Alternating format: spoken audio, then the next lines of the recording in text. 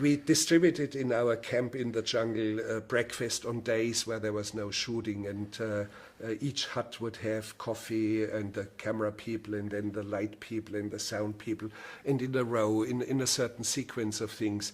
And of course the last hut would only have the lukewarm coffee. So we changed order. On that very day, Kinski was the last in line. His coffee was lukewarm.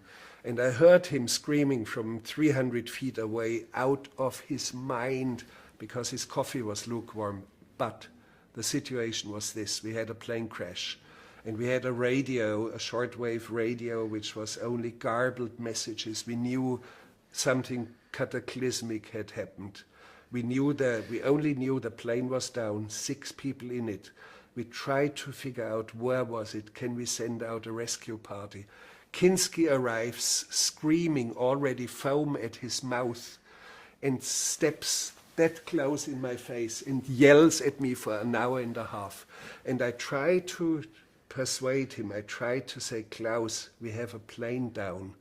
6 people may be dead. We have to organize a search party. And he would yell about his lukewarm coffee. He would yell about this. And I outperformed him. You know what?